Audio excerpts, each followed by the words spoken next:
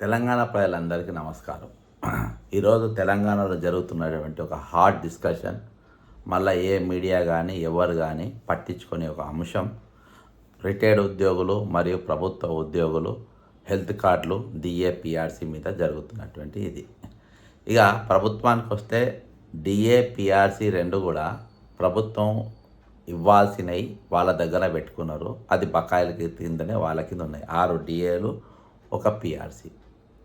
సరే ఏవి అడగకుండా కానీ ఒక ఒక పథకం ఏంది, ఒక వరం ఉద్యోగులకు, రిటైర్డ్ ఉద్యోగులకు ఇచ్చిందని మనం అనుకుందాం. అందులో ఏందనంటే ఈహెచ్ఎస్ కార్డులు.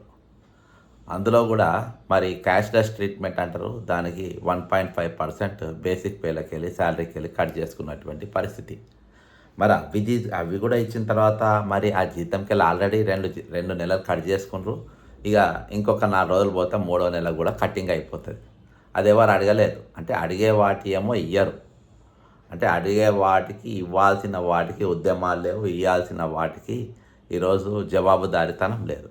ఈరోజు అకౌంటబిలిటీ, దీనికి అకౌంటబిలిటీ ఉండదా అనేది చర్చిద్దాం. ఎందుకంటే ఇక మన ప్రతిదీ కూడా అకౌంటబిలిటీ కిందనే తీసుకుందాం. ఎందుకంటే ఒక అకౌంటబిలిటీ అనే దానికి ఈరోజు ధర్మేంద్ర ప్రధాన్ గారు, మరి కేంద్ర మంత్రి ఉన్న వ్యక్తి, మరి సరే పేపర్ లీక్ అయినా ఆయన పాత్ర స్వయంగా లేకున్నప్పటికీ మరి ఆయన దానికి మంత్రిగా ఉండు కాబట్టి అకౌంటబిలిటీ తీసుకొని మీరు రాజీనామా చేయాలని చెప్పేసి డిమాండ్ చేశారు.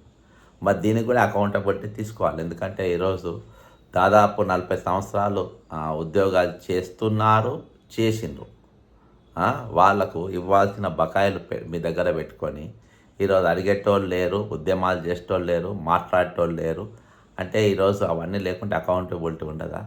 ఈరోజు ఉద్యోగ సంఘాలకు అకౌంటబిలిటీ లేదు, ఉపాధ్యాయ సంఘాలకు అకౌంటబిలిటీ లేదు, 207 సంఘాలకు అకౌంటబిలిటీ లేదు. ఈరోజు ఆపోజిషన్ పార్టీలకు అకౌంటబిలిటీ లేదు, రూలింగ్ గవర్నమెంట్కు అకౌంటబిలిటీ లేదు, ముఖ్యమంత్రికి అకౌంటబిలిటీ లేదు.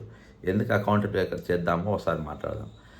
అయితే ప్రీమియం ఈ నెల 17న ఈహెచ్ఎస్ ప్రారంభం అని చెప్పారు. 15 తారీఖు అన్నారు, తర్వాత 17కి అయినా ఇప్పటికి కూడా పనిచేయని కార్డులు, దవాఖానాలకు క్యూ కడుతున్న రోగులు, ఉద్యోగాలు, పెన్షనర్లకు తప్పని వేతలు, ప్రీమియం ఏం చేశారంటూ ఈరోజు ప్రశ్నలు. రాష్ట్రంలోని ఉద్యోగులు, పెన్షనర్లు వైద్య భరోసా కింద ప్రభుత్వం జారీ చేసిన ఎంప్లాయీస్ హెల్త్ స్కీమ్ కార్డులు పనిచేయడం లేదు. దవాఖానాల్లో ఈ కార్డు చూపిస్తే వైద్యం చేయడం లేదు. మొత్తంగా ఈ స్కీమ్ కార్పొరేట్ దవాఖానలో అమలు కాకపోవడం, అత్యవసర పరిస్థితుల్లో వైద్యంకు వెళ్ళే డబ్బులు కట్టి చికిత్స చేయించుకోవాలని ఈ దవాఖానా సిబ్బంది తేల్చి చెప్తున్నారు. ఈహెచ్ఎస్ కార్డు తీసుకొని దవాఖానాకు వెళ్ళిన ఉద్యోగులు, పెన్షనర్లకు ఉచిత వైద్యం అందకపోవడంతో చికిత్స కోసం లక్షల రూపాయలు వెచ్చించాల్సి వస్తుంది. దీంతో ప్రభుత్వం వైద్య భరోసా పేరిట చెల్లని కార్డులు ఇచ్చి చేతులు దులిపేసుకున్నదని ఉద్యోగులు, పెన్షనర్లు ఈరోజు ఆగ్రహం వ్యక్తం చేస్తున్నారు. ఆల్రెడీ తమ నుండి మరి 2 ప్రీమియంలు కట్ చేసుకున్నారు. ఇంకో 2 రోజులు వస్తే 3వ ప్రీమియం కూడా కట్ చేసుకుంటారు. అయినా కానీ ఇయాల్టికి దాని గురించి ఏం మాట్లాడతారు. ఈరోజు ఇక మేము హైకోర్టుకు వెళ్దామని ఆల్రెడీ కొంతమంది పెన్షనర్లు మాట్లాడుకుంటున్నారు. ఐఏఎస్ అధికారి నుంచి అటెండర్ వరకు హెల్త్ కార్డు కాంట్రిబ్యూషన్ ఒకే రీతిలో 1.5% ఉండడంపై హైకోర్టును ఆశ్రయించేందుకు పెన్షనర్లు సిద్ధమవుతున్నారు. ఆదివారం హన్మకొండలో సెయింట్ పీటర్ సెంట్రల్ పబ్లిక్ స్కూల్లో పెన్షనర్ల సమావేశం ఏర్పాటు చేసినట్లు ఆ సంఘపు అధ్యక్షుడు తూపురాణి సీతారాం ఒక ప్రకటనలో తెలిపిందట. హెల్త్ కార్డు కాంట్రిబ్యూషన్ 1.5% తీసుకోవద్దని సిజిహెచ్ఎస్ లాగా కేటగిరీగా తీసుకొని కోరుకునే పెన్షనర్లు సమావేశానికి హాజరు కావాల్సిందిగా ఆయన వాళ్ళ పెన్షనర్లు ఇచ్చేసిందట. ఈరోజు ఎట్లయినా చేసి కేసు వేయాలని చెప్పి ఇది ఇక వాస్తవ పరిస్థితులు ఏంటంటే ఈ హెల్త్ కార్డుల పైన ఒక ఉద్యోగి తల్లి అకస్మాత్తుగా శుక్రవారం రాత్రి కొన్ని ఎగ్జాంపుల్ బ్రెయిన్ స్ట్రోక్ గురైందంట. వెంటనే ఆమెను హైదరాబాద్లోని ఒక కార్పొరేట్ దవాఖానకు చేర్పించిందంట. ఈహెచ్ఎస్ కింద చికిత్స చేయమని ఆ దవాఖానా వర్గాలు చేయమని చెప్పి ఆ వర్గాలు తేల్చి చెప్పినాయంట. కరీంనగర్ జిల్లాకు చెందిన ఒక పోలీసు ఉద్యోగి గుండెపోటుతోని జూబ్లీ హిల్స్ హాస్పిటల్లో ఒక కార్పొరేట్ దవాఖానకు వెళ్ళి ఈహెచ్ఎస్ కార్డ్స్తో ఎమర్జెన్సీ వైద్యం చేయాలంటే వాళ్ళు చేయమని చెప్పినట్ట. నల్గొండ జిల్లాకు చెందిన ఒక ఉద్యోగి గుండె సమస్యతో నార్గట్పల్లిలోని ఒక కార్పొరేట్ దవాఖానకు వెళ్ళడంతో ముందు రూపాయలు 50,000 అడ్వాన్స్ కడితే అడ్మిట్ చేసుకుంటామని చెప్పేసి వాళ్ళు స్పష్టం చేసిందట. మిర్యాలగూడకు చెందిన ఒక పెన్షనర్ మలక్పేటలోని దవాఖానాల్లో చుక్కెదురైంది. అడ్మిట్ కావాలంటే ముందు డబ్బులు కట్టాల్సిందేనని, కావాలంటే రియంబర్స్మెంట్ కోసం బిల్లులు ఇస్తామని ఆ దవాఖానా సిబ్బంది చెప్పినట్ట. నాకు తెలిసి యశోద అయ్యే ఉంటుంది. ఈహెచ్ఎస్ నెట్వర్క్ దవాఖానాలు ఎందుకు చికిత్స చేయరని మరో ఉద్యోగి ప్రశ్నించారు. ప్రభుత్వం నుంచి తమకు పాత బకాయిలు రావాల్సి ఉన్నదని, కొత్త పథకంలో రేట్లు పెంచితే చికిత్స చేస్తామని చెప్పినట్లు తెలిసిందంట. ఇక ఇది ఒక్కొక్క తీరుగా ఒక్కొక్క విధంగా ఈరోజు నడుస్తున్నటువంటి పరిస్థితి. ఈహెచ్ఎస్ వెబ్సైట్ నుండి హెల్త్ కార్డులు డౌన్లోడ్ కావడం లేదు. నెట్వర్క్ ఎందుకు డౌన్లోడ్ అయినా కానీ అవి నాలుకకి కొన్ని కూడా పనికిరావు ఇక కార్డులు. ఇక కొత్తగా జూనియర్లో జాయిన్ అయిన ఉపాధ్యాయ ఉద్యోగి భార్యాభర్తలు కనీసం 2 పిల్లలు తప్పనిసరి, తల్లిదండ్రులు ఆధారపడి ఉంటారు. అంటే 6 వ్యక్తులు, 6గురికి కలిపి 1.5 కటింగ్, 6గురికి 1.5 కటింగ్ ఉంటుంది. రిటైర్డ్ అయిన వారికి దాదాపు 63 సంవత్సరాలు వయస్సు ఉంటుంది. చాలామందికి ఆ వయస్సు వచ్చేసరికి దాదాపు తల్లిదండ్రులు ఉండకపోవచ్చు. అదేవిధంగా కుమార్తె కానీ దాదాపు 25 సంవత్సరాల వయసు దాటి ఉండే అవకాశం ఉంటుంది. వాళ్ళ పెళ్ళిళ్ళు కూడా అయ్యే అవకాశం ఉంటుంది. అంటే 75% అయితే అయ్యే ఉంటుంది. అంటే రిటైర్డ్ అయిన వారిలో కేవలం దంపతులు అంటే 2 మాత్రమే ఉండే ఛాన్స్ ఉంది. అందులో కూడా కొందరికి భార్య, కొందరికి భర్త లేకే అవకాశాలు చాలా వరకు మన దగ్గర చూస్తున్నాం. అంటే దాదాపు ఒక 15 to 20% ఆ విధంగా ఉంది. ఈ విధంగా చూస్తే రిటైర్డ్ అయిన వారికి 40% కాంట్రిబ్యూషన్ పోగా వచ్చే కేవలం 60% పెన్షన్లో రెగ్యులర్ ఉద్యోగులతో సమానంగా 1.5 కట్ చేయడం ఎంతవరకు సమంజసమో ఆలోచించదగ్గ విషయం. దీనిపైన ప్రభుత్వం అసలు ఎటువంటి ఎక్సైజ్ లేకుండా ఈ జీతాలకెళ్ళి కటింగ్ ప్రోగ్రామ్ చేసింది. మరి ఈరోజు కార్డులు ఇచ్చిండ్రు, దాఖన పోతే వైద్యం అందలేదు, వాళ్ళకి డబ్బులు అందలేదు అంటున్నారు. మరి ప్రభుత్వ పెద్దలు ఈ 2 నెలల ప్రీమియం డబ్బులు కట్ చేసుకున్న పైసలు ఏం చేసిండ్రు? వాళ్ళకి కట్టకుండా, వాళ్ళకి ఇవ్వకుండా మీరు వాడుకున్నారా? 100% వాడుకున్నారనే డౌట్ వస్తుంది. ఇక బకాయిలు రిటైర్డ్ అయిన తేదీ వస్తాయని చేసిన అప్పులు కొనుగోలు ఈఎంఐల దృష్టిలో ఉంచుకోవాలి. ఈ కొద్ది పెన్షన్లోనే ఇంటి కిరాయి, మరమ్మతులు, నిర్మాణం, కొనుగోలు, చేతి బదులు, వడ్డీలు, ఈఎంఐలు, నిత్యావసర వస్తువులు, దీర్ఘకాలిక రుగ్మతలకు మందులు, ఇంటి కిరాయి, సొంత ఇల్లు అయితే ఇంటి పన్ను, నల్లా పన్ను, కరెంటు బిల్లు, పని మనిషి లేదా సహాయకురాలి జీతం, వాహనానికి ఇంధనం లేక క్యాబ్ ఖర్చు, శాకాహారం, మాంసాహారం, తీర్థయాత్రలు, కట్నాలు, కానుకలు, దుస్తులు, కాస్మెటిక్స్ మొదలైన వాటికి సర్దుకోవాల్సి వస్తుంది. ఇవన్నీ కూడా ప్రభుత్వం స్టడీ చేయదు. కాబట్టి సర్వీసులో ఉన్న వారితో సమానంగా కాకుండా పెన్షనర్లు 0.5 మాత్రమే కటింగ్ ఉంటే బాగుంటుంది. ప్రభుత్వం ఇచ్చే 1.5% పెన్షన్లో ఎలాంటి కటింగ్ లేకుండా హెల్త్ అలవెన్స్ కింద నెల ఇచ్చిన ప్రైవేట్ చికిత్సలకు చేసుకునే అవకాశం ప్రభుత్వం ఆలోచన చేయాలి. నేను అదే చెప్తున్నా. ఈరోజు మీరు జీతాలలోకి వెళ్ళి కటింగ్ చేసుకునే బదులు మీరు హెల్త్ అలవెన్స్ కింద ఎంత ఇస్తారో ఇవ్వండి. మీరు 1% ఇస్తారా, 0.5% ఇస్తారా, లేకుంటే మీరు ఒక 1.5% ఇస్తారా, మీరు ఇవ్వండి. తక్కిన వాళ్ళు కలుపుకొని ఒక హెల్త్ ప్రీమియం ప్రైవేట్ ఇన్సూరెన్స్లలో కట్టుకుంటారు. కాకపోతే వాళ్ళు కట్టుకున్నారని మీకు కావాలంటే మీరు ఆ కార్డు మీ దగ్గర ఒక జిరాక్స్ కాపీ ఏదో మీ దగ్గర పెట్టుకోండి. అది పెట్టుకున్న తర్వాతనే ఇస్తామని చెప్పండి. ఏదో ఒకటి మాత్రం ప్రభుత్వం మాత్రం ఈఎంఐల ఈహెచ్ఎస్ల 101% పూర్తిగా విఫలమైపోయిందని చెప్పుకోవాలి. ఇక పోరాట పందాలు పోరాడాల్సిన వాళ్ళు ఈరోజు సమస్యల సాధనకు నడుం బిగించాల్సిందే. హక్కులు అడిగితే రాకపోతే దానికి పోరాటమే సరి అయినది. ఇవ్వాల్సిన పిఆర్సీ ఇవ్వకుండా, విడుదల చేయాల్సిన 6 డిఏలను సకాలంలో చెల్లించకుండా కాలయాపన చేస్తున్న ప్రభుత్వానికి నిరసనను తెలియజేయాల్సిన సమయం ఆసన్నమైనది. ప్రభుత్వ వ్యవస్థను నడిపించే దీనిపైన ఉద్యమానికి నేను గతంలో దీని మీద మనం పెన్ డౌన్ చేద్దామని చెప్పిన. చాలామంది ఒక అవుట్సోర్సింగ్ ఉద్యోగులు బయటకు వచ్చిండ్రు, ఉద్యోగులు ఇది చేయలేదు. కనీసం ఈ వీడియో కింద మీరు కామెంట్ పెట్టండి. మీరు ఉద్యమానికి సై అంటే నేను అందరినీ కూడా ఒక తాటి మీద తీసుకొచ్చే ప్రయత్నం చేస్తా. మీరు ఒక కామెంట్ పెట్టండి, లేకుంటే నా నంబర్కు మీరు వాట్సాప్ చేయండి. ప్రభుత్వ ఉద్యోగులు పనిచేసే వాళ్ళు, ఎందుకంటే మీరు పెన్ డౌన్ చేస్తేనే పవర్ఫుల్గా ఉంటుంది కాబట్టి సార్ మీరు పిలుపునియండి మేము వస్తాం బ్రదర్ అని చెప్పేసి మీరు నాకు నా వాట్సాప్ నంబర్కు ఒకటి ఓకే గో హెడ్ అని ఒకటి పెట్టండి, మనం పోరాటం చేద్దామని ఒక చిన్న సెంటెన్స్ పెట్టండి. ఇది లేకుంటే ఈ వీడియో కింద కామెంట్ కన్నా పెట్టండి. నా నంబర్ 9866323813. ఓకే. ఒకవైపు వివిధ పథకాలు ఇతర ఖర్చుల కోసం భారీగా నిధులు అప్పులు చేసి మరీ వేచిస్తున్నారు. ఇటు పథకాలు ఇస్తలేరు, అటు ఫీజు రియంబర్స్మెంట్ ఇవాటి వరకు కడతలేరు. ఈరోజు ఆరోగ్యశ్రీ కింద ఇవ్వాల్సిన బకాయిలు ఇవ్వకుంటే వాళ్ళు వైద్యాలు అందిస్తలేరు. ఈరోజు ఇన్ని ఇష్యూలు ఉన్నాయి. మళ్ళీ పైసలన్నీ తీసుకుపోయి ఈరోజు ఫ్యూచర్ సిటీ అని, ఈరోజు ట్రిబుల్ ఆర్ రోడ్ అని, రేడియల్ రోడ్ అని, ఫుట్బాల్ అని, బ్యూటీ కాంటెస్ట్ అని, ఇష్టం వచ్చినట్టుగా డబ్బులన్నీ మూసి ప్రక్షాళన అని దాని మీద పైసలు వెచ్చించుకుంటూ కమిషన్లు దొబ్బుతూ అవి మీ ఖజానా నింపుకోనికి ఈరోజు చేస్తుండ్రు. ఏది మీ అకౌంటబిలిటీ? అమ్ముడుపోయిన 207 సంఘాల అసమర్థత వల్ల ఎక్కడి సమస్యలు అక్కడే ఉన్నవి అనేది నిజం. ఇవన్నీ నేనంటున్న మాటలు కాదు, ఇవన్నీ ఉద్యోగులు, పెన్షనర్లు, రిటైర్డ్ ఉద్యోగులు పెట్టినటువంటి మెసేజ్లు నేను చెప్పేది. ఇలా ఎక్కువ రోజులు కొనసాగపోవచ్చు. ఉద్యోగ ఉపాధ్యాయులు విరక్తి చెందితే సంఘాలన్నిటికీ తమ మనుగడ కాపాడుకోవడం చాలా కష్టమవుతుంది.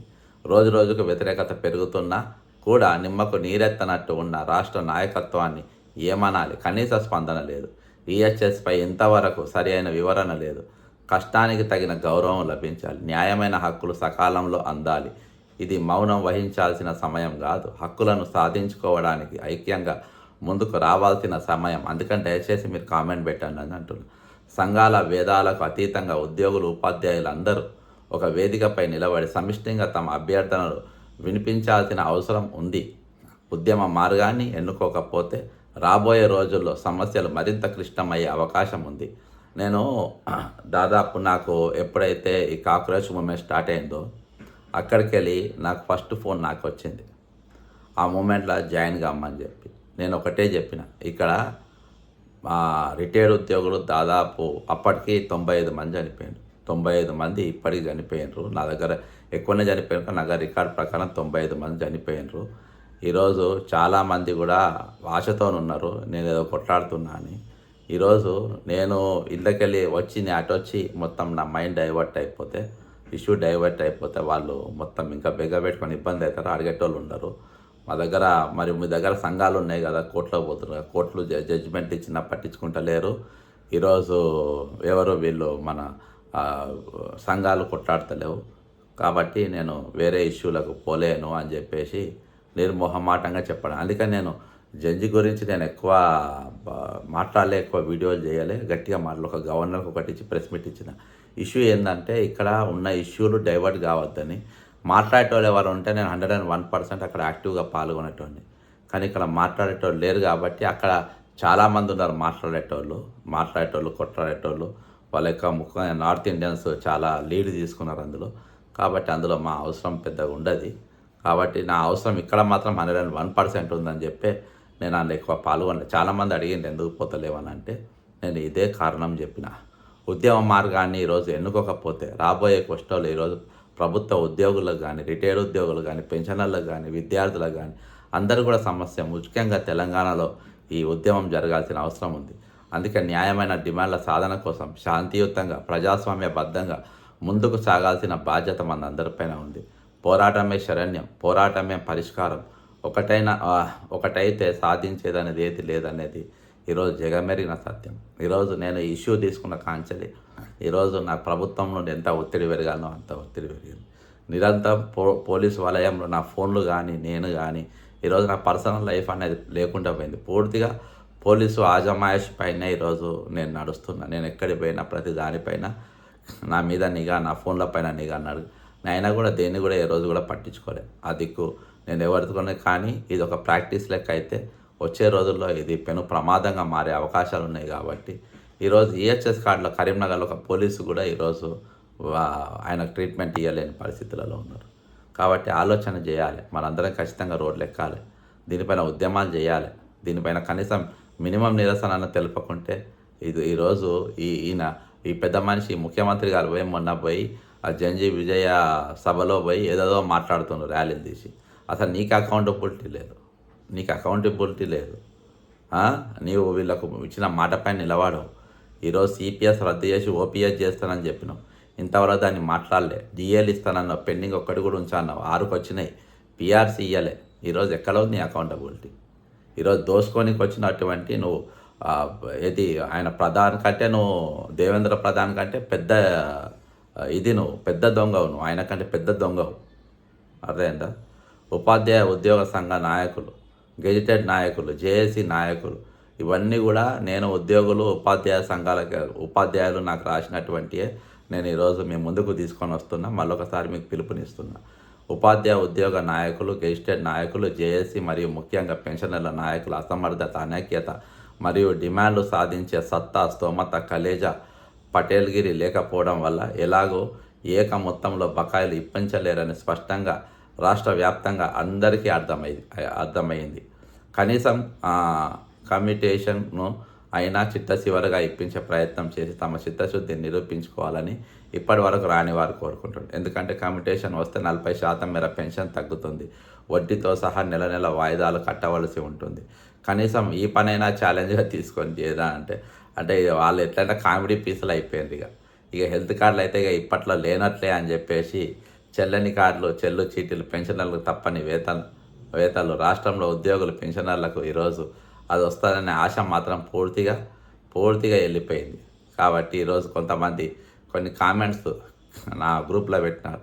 సార్, వాళ్ళు గ్రామాలకు దత్తత తీసుకొని వచ్చిన డబ్బులు స్వాహా చేసిన వీరులు, ప్రజల డబ్బుతో టూర్లు, ఫారెన్ ట్రిప్పులు, దొంగ ఓట్లు వేయించిన వీరాది వీరులు, పైరవీలు, కమిషన్లు మన విన్నయాన్ని కాదు అని చెప్పి ఉద్యోగ సంఘాలు, పార్టీలు వేరైన వారు అంతర్గతంగా ఐక్యంగా ఉంటారు. ఏది బీఆర్ఎస్ కానీ, కాంగ్రెస్ కానీ, బీజేపీ కానీ వీళ్ళందరూ కూడా ఒక సిండికేట్ లెక్క పనిచేస్తారని చెప్తారు. 2 నెలలుగా ఉద్యోగుల పెన్షన్ల నుండి హెల్త్ కార్డుల జారీ, ఇది ఇంకొక కామెంట్, జారీ 1.5 కాంట్రిబ్యూషన్ 2 నెలలు వసూలు చేసి ప్రభుత్వం మౌనం వహిస్తే మన సోకాల్డ్ జేఏసీ లీడర్లు ఏం పీకుతున్నారు? ఇంకా వాళ్ళని ఉద్యోగుల పెన్షన్లు ఎంతకాలం సహిస్తారు? అది ఇంకోటి ప్రజాసేవ చేస్తామని 5 సంవత్సరాల పదవీ కాలంలో ప్రజాప్రతినిధులుగా ఎన్నికైన వాళ్ళు స్థాయిని బట్టి లక్షల కోట్లు సంపాదించుకుంటారు. మళ్ళీ వాళ్ళకు ప్రభుత్వం అన్ని రకాల సౌకర్యాలు కల్పిస్తుంది. కానీ మనం 30-40 ఏళ్ళు సర్వీసులో పూర్తి చేసిన చిన్న చూపు. నేను కిమ్స్ హాస్పిటల్కి అపాయింట్మెంట్ గురించి ఫోన్ చేస్తే ఈహెచ్ఎస్ ఓపీ సేవలు లేవంటున్నారు. నమస్తే సార్ అని చెప్పి ఇవి కొన్ని కామెంట్స్తోని వచ్చినటువంటి ఇది. దయచేసి ఇవన్నీ చూసి కూడా రోజు నాకు వస్తున్న ఒత్తిడి, దయచేసి ఈరోజు రిటైర్డ్ ఉద్యోగులు అయితే రెడీగా ఉన్నారు, ఎప్పుడు పిలిపించినా అన్నిటికీ రెడీగా ఉన్నారు. ఈరోజు ఉద్యోగులు కూడా కలిస్తే ఈరోజు అన్ని ఏకకాలంలో మనము సాధించుకోగలుగుతాం అనేది రిటైర్డ్ ఉద్యోగులందరూ కూడా వాళ్ళ మనోభావాలు వ్యక్తం చేశారు. కాబట్టి ఈరోజు వర్కింగ్ టీచర్లు కానీ, వర్కింగ్ ఎంప్లాయీస్ ఈరోజు మీరు దయచేసి మనము నెక్స్ట్ ఇచ్చే కార్యక్రమంలో, ఉద్యమంలో ఈరోజు ఇది అందరి ఇష్యూ ఇట్లనే రోజుకు పెరుగుకుంటూ పోతుంది. ఇది ఉద్యమాల సీజన్. కనీసం ఎప్పుడైనా మీరు ఆలోచన చేయండి. ఈరోజు మీరు చేపట్టబోయే కార్యక్రమానికి మీ మద్దతు ఉంటారని చెప్పి, అది పెన్ డౌన్ అయినా సరే, లేకుంటే ఇతర ధర్నాలైనా సరే, వేటికైనా సరే మీరు కనీసం ఒక ప్రోగ్రాంకు మా సపోర్ట్ పక్కా చేస్తాం అని కొంచెం మనం ముందుకు వస్తే మనం చేద్దాం. ఈరోజు ఈ గింగాలు అన్నీ మీరు పక్కన పెట్టేసేయండి. వాళ్ళందరూ కూడా ఈరోజు ప్రభుత్వానికి స్పోక్స్ పర్సన్ లెక్క మారుతుంది, ప్రభుత్వానికి చెంచాగిరి లెక్క పనిచేస్తూ ఉన్నారు. కాబట్టి ఒకసారి మీరు అందరూ కూడా ఆలోచన చేయండి. నేను ఒకవేళ మీరు ఉద్యమంలో పాల్గొనాలని మీరు సిద్ధంగా అయితే, ఎందుకంటే ఇక మన చిన్న కార్యక్రమాలుగా కాలంగా మనం చేపట్టబోయే కార్యక్రమము చాలా పెద్ద ఎత్తున మనం ఉద్యమం చేపడదాం. కాబట్టి ఇవన్నిటి సాధన కోసం ఇవన్నీ ఏవి లేవు, ఇవన్నీ కమిటెడ్ ఎక్స్పెండిచర్. ఇవి ఇచ్చిన తర్వాతనే వేరే దేనికైనా ఇవ్వాలి. ఈరోజు ఇంకా అనేకమైన ఇష్యూలు ఉన్నాయి, నేను వాటిపైన వేరే ప్లాట్ఫారం మీద మాట్లాడతా. దయచేసి దీనిపైన మీ అభిప్రాయాన్ని ఈరోజు రిటైర్డ్ ఉద్యోగులు, పెన్షనర్లు, ప్రజెంట్ డ్యూటీ చేస్తున్న వాళ్ళందరూ కూడా మీరు మాట్లాడాలి. అంతేకాకుండా రిటైర్డ్ ఉద్యోగులు నా విజ్ఞప్తి ఏంటంటే, మీరు వర్కింగ్ ఎంప్లాయీస్ దగ్గర పోయి దయచేసి ఈసారి ఉద్యమానికి మాతోని రండి, మీరు మాతోని చేతులు కలపండి మీరు అని వాళ్ళను మీరు ప్రాధేయపడండి. దయచేసి ఈ వీడియో మీరు ప్రతి ఉద్యోగికి, ప్రతి రిటైర్డ్ ఉద్యోగికి, ప్రతి పెన్షనర్కు మీరు షేర్ చేయండి. ఖచ్చితంగా మన ఉద్యమం ఏ విధంగా ఉండాలనే మీ సూచనలు, సలహాలు కూడా కామెంట్ రూపకంగా తెలపాలని కోరుకుంటూ సెలవు తీసుకుంటున్నాను. జై తెలంగాణ అమరవీరులకు జోహార్లు.